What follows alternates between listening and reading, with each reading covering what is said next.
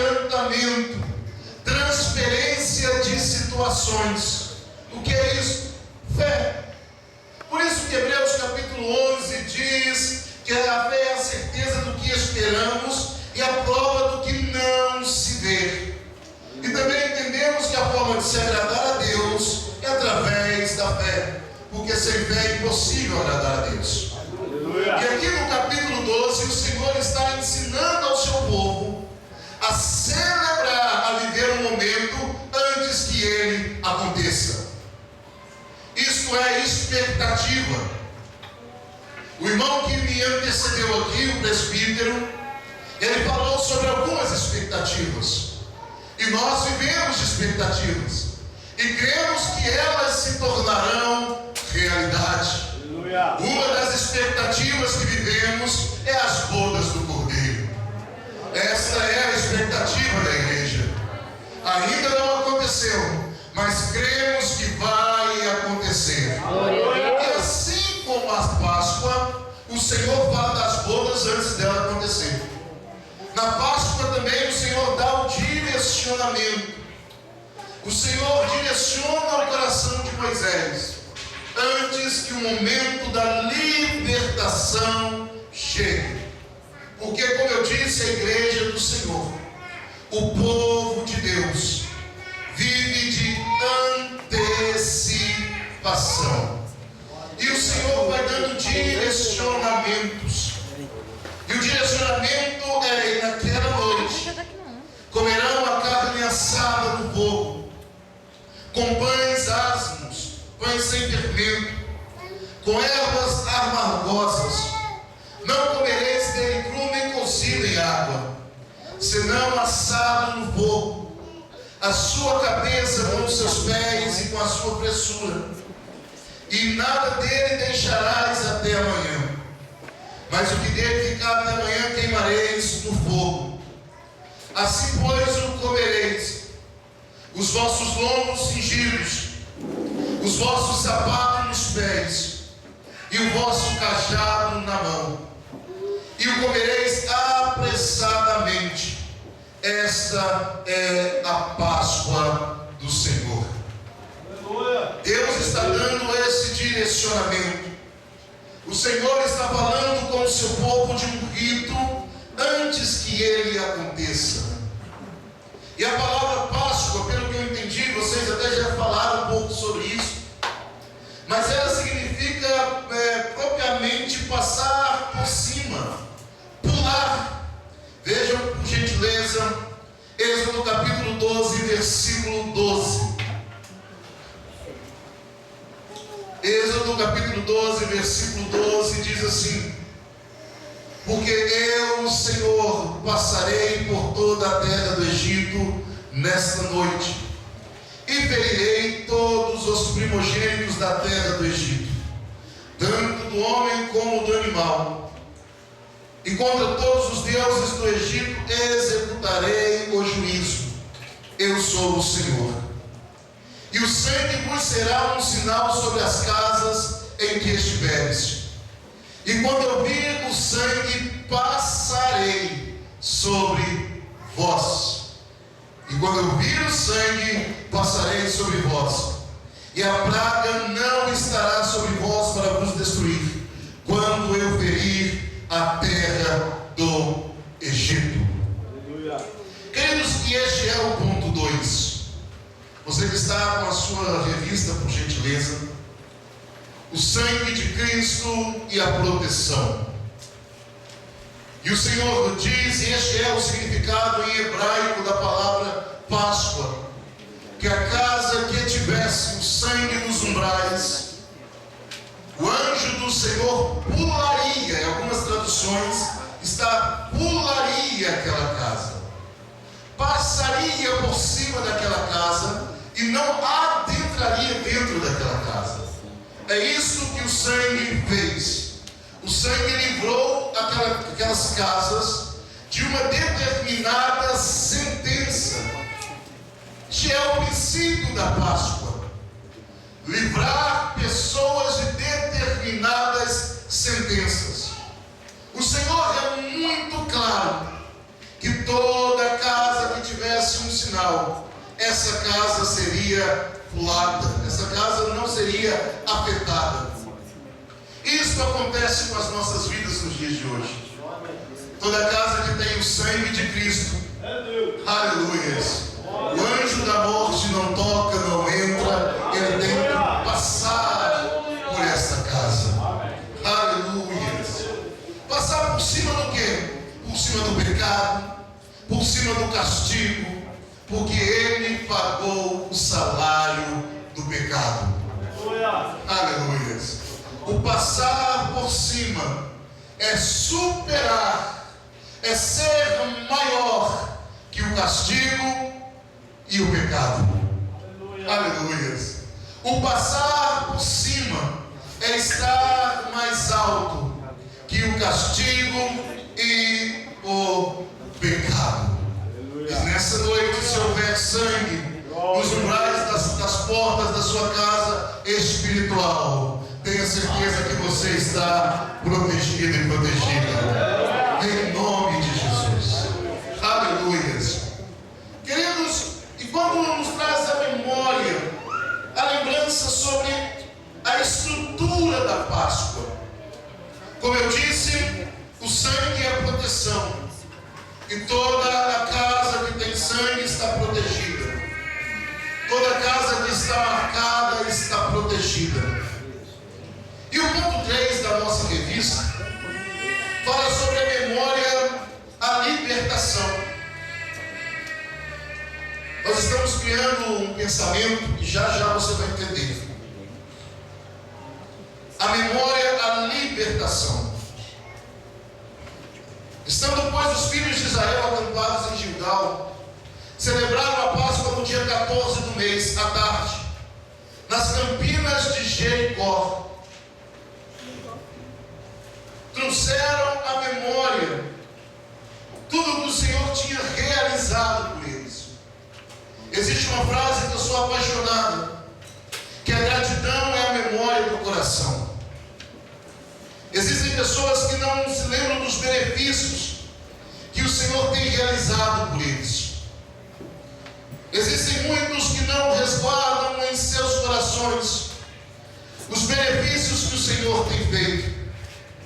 Salmo 103, verso 2 diz: bendize ao Senhor a minha alma, e não te esqueça de nenhum dos seus benefícios.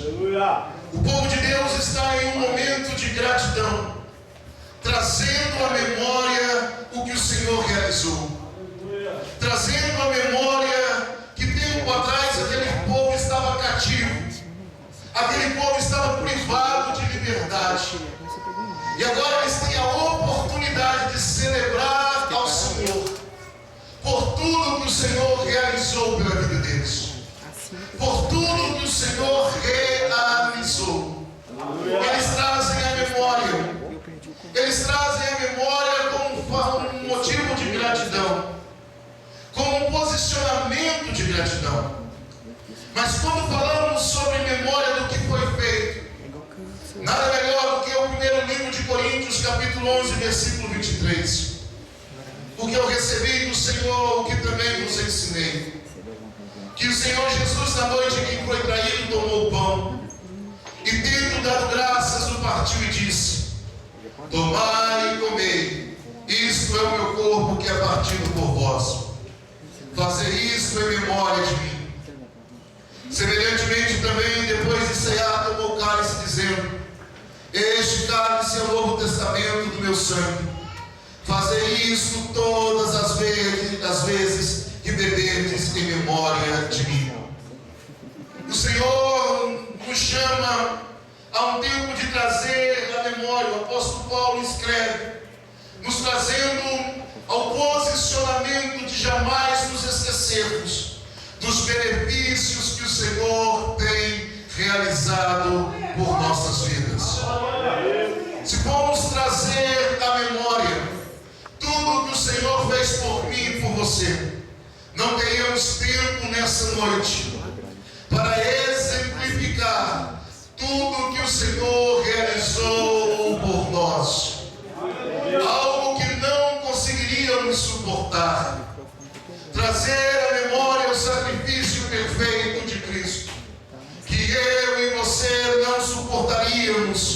mas que Ele suportou em nosso lugar. Mas também trazer à memória a expiação. O que é a purificação para que haja reconciliação? O apóstolo Paulo nos diz que através de Cristo Jesus nós fomos reconciliados com Deus. Aleluia! E por isso somos nova criatura, porque Cristo nos reconciliou. E Ele não nos reconciliou somente com o discurso, Ele nos reconciliou com ações. E por isso devemos trazer à memória o poder da sua expiação. Porque falar é muito fácil. Eu trago sempre o significado de amor. Porque dizer que ama é muito fácil. Agora eu quero ver demonstrar amor. Amor não é sobre o que eu falo, amor é sobre o que eu faço. Falar qualquer um consegue falar. Agora executar é só para quem vive o princípio do propósito.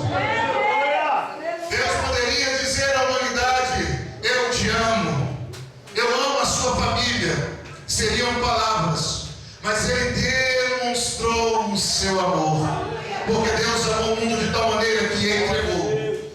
Amor não é sobre o que eu falo, é sobre o que eu faço. Aleluias. E a ação da expiação, que é a purificação para a reconciliação, não é baseada apenas em parábolas, não é baseada apenas no que foi dito, foi baseada em uma ação, porque Ele mesmo se entregou para ser expiado no nosso lugar, para gerar uma purificação de algo que deveria ter sido santo, sacro e sagrado desde o início, mas que foi manchado pelo pecado. Ele se entregou em nosso lugar, sofreu as dores da cruz, sofreu as dores da morte, a sua carne foi deslacerada, Ele sentiu sede, tudo isso para nos reconciliar com Deus. E hoje somos chamados filhos e filhas de Deus. Você pode trazer à memória isso nessa noite. Você pode dizer: obrigado, Jesus, porque o Senhor nos reconciliou. Aleluias. Você pode dizer glória a Deus por isso nessa noite. Você pode dizer aleluias por isso nessa noite, porque através dele, a expiação dele nos purificou, e por isso somos filhos de Deus.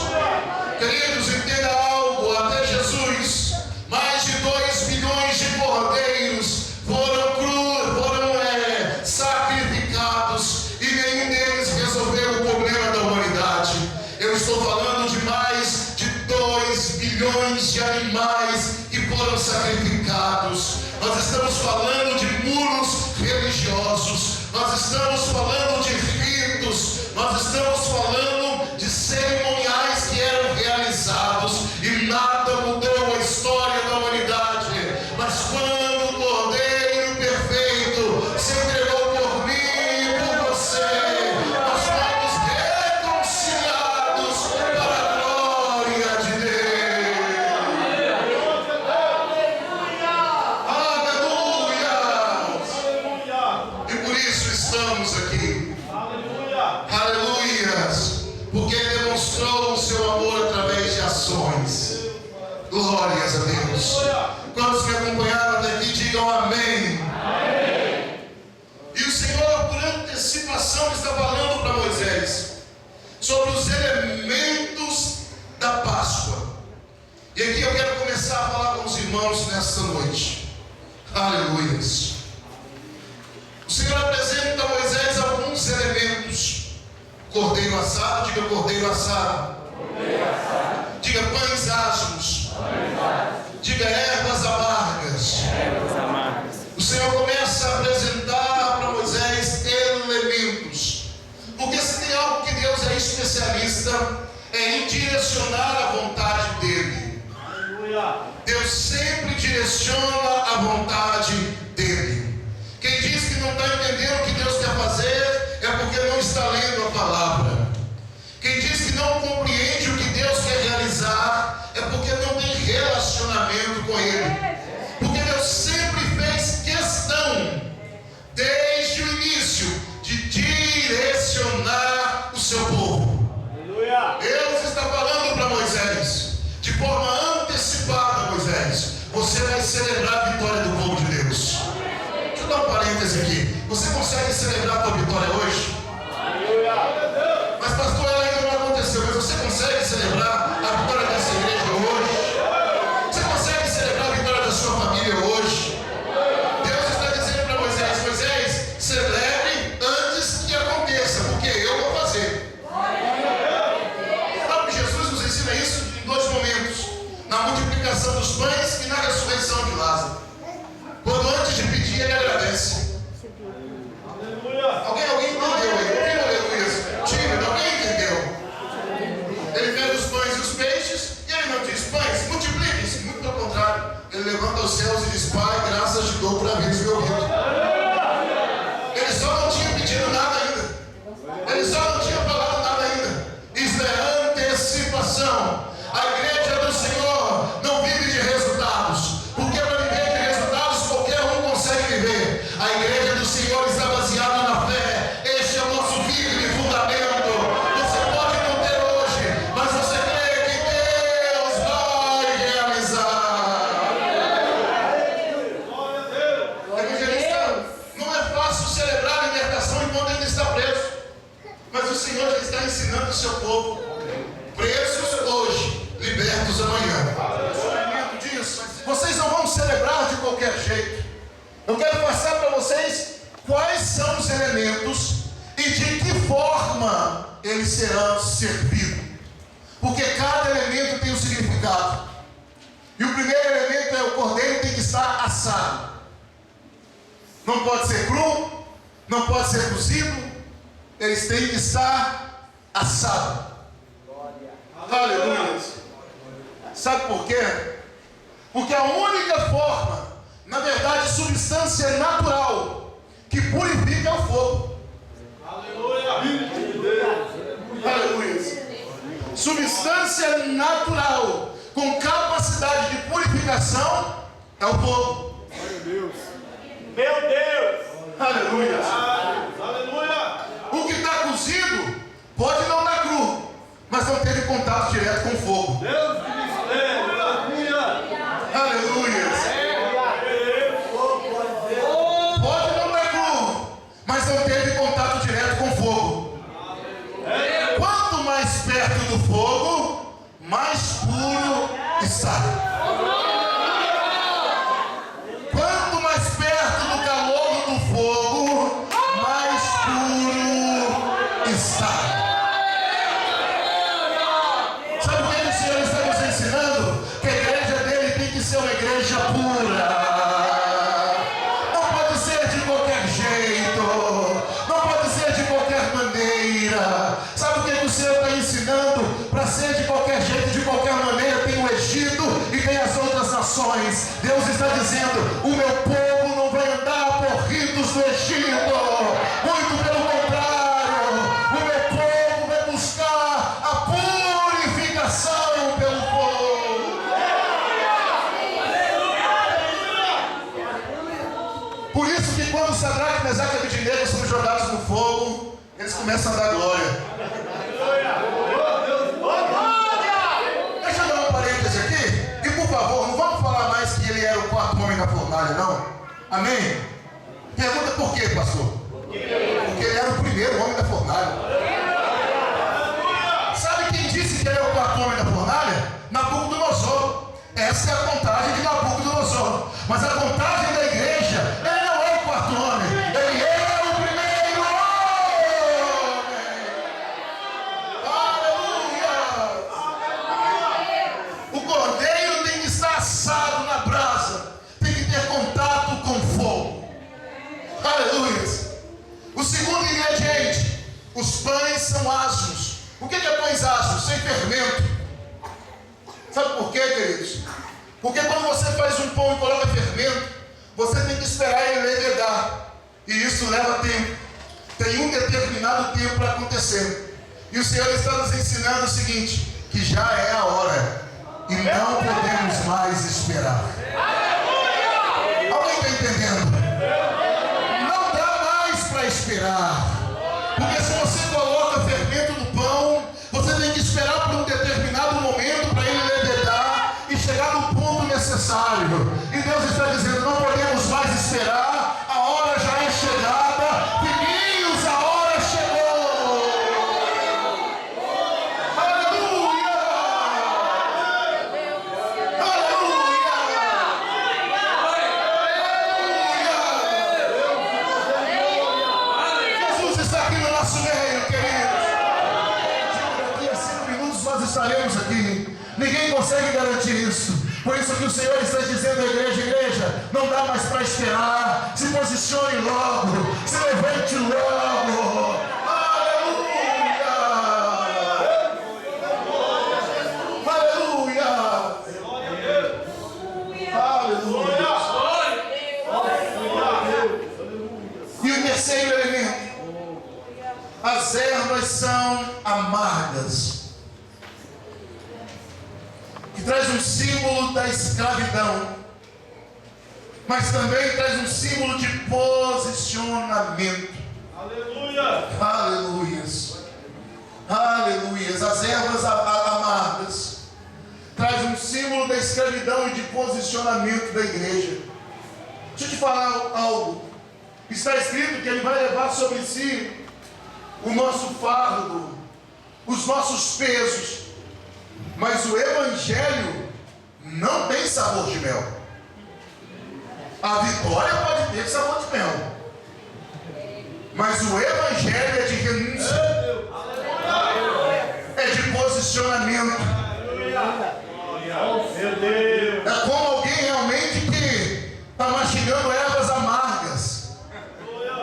Eu não sei se você já comeu jurubeba. Eu amo jurubeba, eu gosto de coisa amarga. Alguém riu ali. Quem gosta de jurubeba? Mesmo quem gosta vai comer e vai dando uma careta, né? E isso é vence. Porque o Evangelho, ele é para todos, mas não é para qualquer um. Aleluias. O levar o nosso jugo é o jugo do pecado, mas o Evangelho exige posicionamento. Aleluia. O Evangelho exige renúncia. A igreja ainda continua sendo sal da terra, a luz do mundo. E não aceitaremos holofotes do mundo. A igreja que foi chamada para trazer claridade em meio às trevas.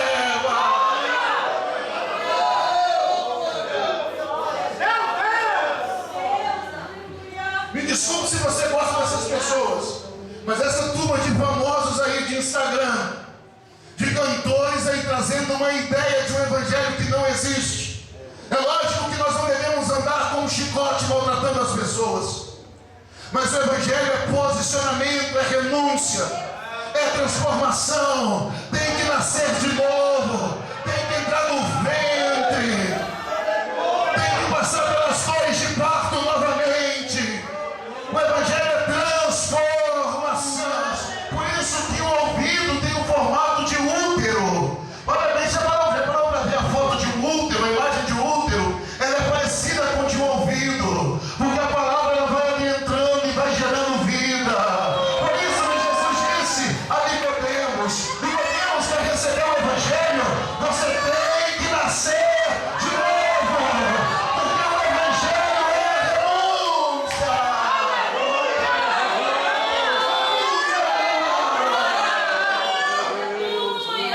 E deixa eu te falar algo nessa noite. Quanto mais renúncia, mais poder de Deus. Quanto mais renúncia, mais autoridade. Quanto mais renúncia, mais milagres vão acontecer.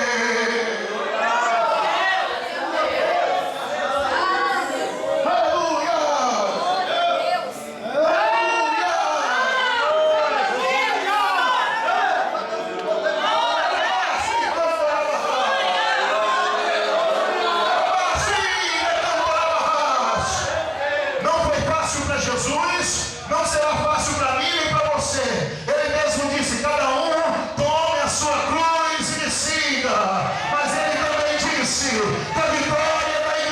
igreja, por antecipação, já está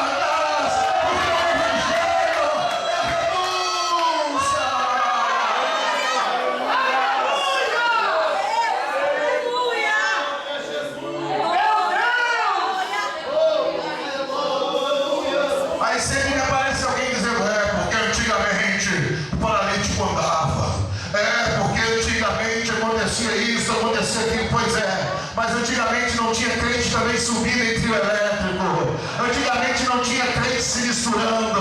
Nós éramos os diferentes, porque o céu não é para qualquer um. O céu é para todos, mas não é para qualquer um. Aleluia! O evangelho ainda é renúncia.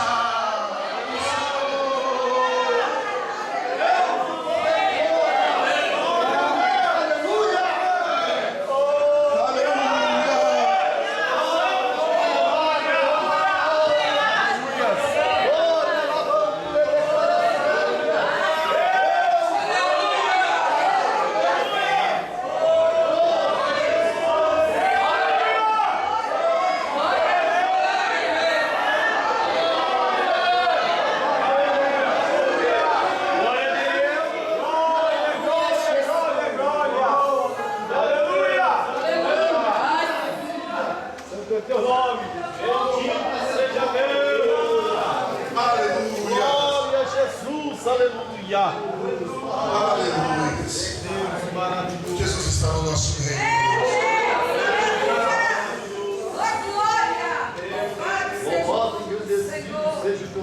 Porém temos que tomar um certo cuidado, porque sempre tentam desqualificar as obras do nosso Deus. Entendemos aqui alguns elementos da Páscoa. E agora chegamos no ápice do capítulo 4. É onde trazemos a equidade, igualamos a Páscoa com a Santa Ceia, ou com a ceia do Senhor. Porém, quando Jesus manda os seus discípulos irem até a cidade, entenda isso, e ele diz: olha, quando vocês chegarem lá, haverá um homem carregando consigo cântaros, um cântaro com água. Você vai segui-los.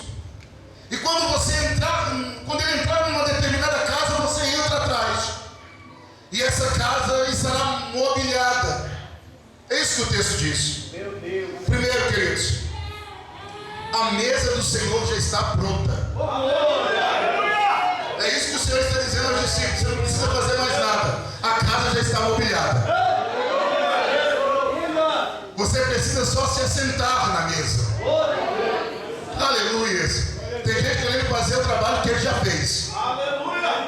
Tem gente querendo mobiliar uma casa que já está mobiliada. Ele diz aos discípulos: você vai seguir o homem que carrega a água. Mas quando ele entrar na casa, você vai perceber que a casa já está mobiliada. Aleluia! Aleluia. Aleluia. Sabe o que Jesus está dizendo? O homem que carrega a água é o Espírito Santo. É ele que vai te direcionar para o lugar que você deve entrar. E quando você entrar na casa, a casa já vai estar mobiliada. Mas prestem atenção.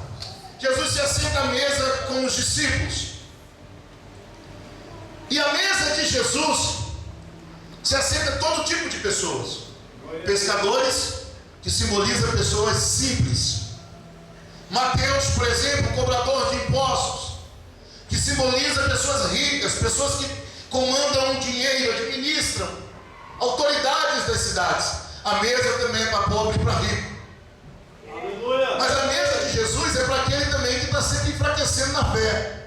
Você conhece pelo menos um irmão assim, que domingo está bom, na segunda-feira ele está mais ou menos. A mesa também é para ele. É o irmão que começa a andar para cima das águas e depois vai afundando. Aí levanta de novo, anda mais um pouquinho, depois afunda. Acabou que esse irmão acabou negando Jesus também, né? Falando do irmão Pedro. A mesa de Jesus também é para aquele que vacila na fé. E paz, meus irmãos, a mesa de Jesus tem até traidor. A mesa é para todos, mas nem todos continuam nela. Porque quanto mais você se aproxima da mesa, mais você é confrontado pelo dono da mesa. Ele não precisa nem falar nome. Ele diz: alguém vai me trair. Logo o traidor diz: você está falando que eu vou te trair? Ele diz: mas eu não falei nada. É você quem está dizendo. Porque quanto mais você se aproxima da mesa, mais a mesa vai confrontar o seu caráter. A mesa é para pobre, é para rico. A mesa é para quem é firme na fé e para quem é fraco na fé. A mesa é para quem tem caráter e para quem também não tem. Todos se assentam na mesa, mas nem todos ficam até o final.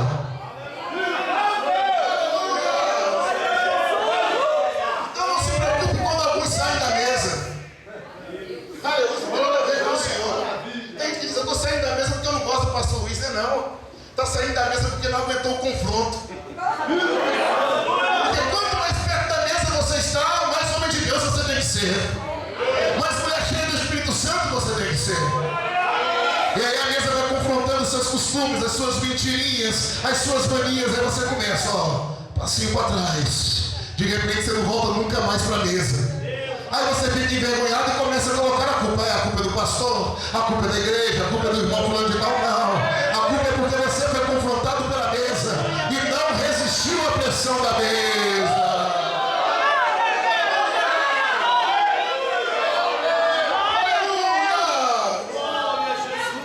A mesa é o lugar onde o caráter é testado. Porque a mesa traz à memória a celebração da libertação do povo de Deus. A mesa do Senhor não é qualquer lugar. A mesa do Senhor traz à memória que antes éramos escravos e agora somos livres. Que antes éramos pecadores e agora somos perdoados. Que antes estávamos destinados à morte e em breve viveremos a vida eterna com Cristo Jesus. Aleluia, Senhor. Aleluia, porque Ele nos libertou. Aleluia, você pode levantar as suas mãos aos céus e dizer: muito obrigado, Senhor, porque fui alcançado pelo seu sacrifício. Muito obrigado, Senhor, porque fui alcançado pela sua liberdade. Muito obrigado, Senhor, porque o Senhor padeceu as nossas dores. Muito obrigado, Senhor, por todos os benefícios. E por isso somos livres. Livres. Livres da acusação. Livres do Egito. Oh, aleluias. E proclamaremos isso para as próximas gerações. Somos livres. Livres. Livres. Livres. Livres. Em Cristo Jesus. Oh, Senhor, pela barraça. Muito obrigado, Senhor, porque o Senhor nos livrou do Egito. Muito obrigado, Senhor, porque o Senhor nos levou. O Senhor nos livrou do peso da escravidão. Nós te celebramos como igreja nessa noite. Nós levantamos uma voz de adoração nessa noite. Obrigado, Jesus. Obrigado, Jesus. Assim como o apóstolo Paulo nos escreveu: fazer isso em memória de mim. Fazer isso em memória de mim. Nada vai tirar da nossa memória. Nada vai tirar da nossa mente o que o Senhor nos fez. O Senhor pegou a mão forte e nos tirou do Egito. O Senhor pegou a mão forte e venceu a morte. O Senhor pegou a mão forte e destruiu o inferno para dar vitória à sua igreja. Aleluia! E nós te louvamos por isso nessa noite, Senhor. Nós te exaltamos nessa noite. Seja cheio de Deus. Seja cheio de Deus. Você que está com a fé abalada, receba a remédio e agora. Em nome de Jesus. Em nome de Jesus. Em nome.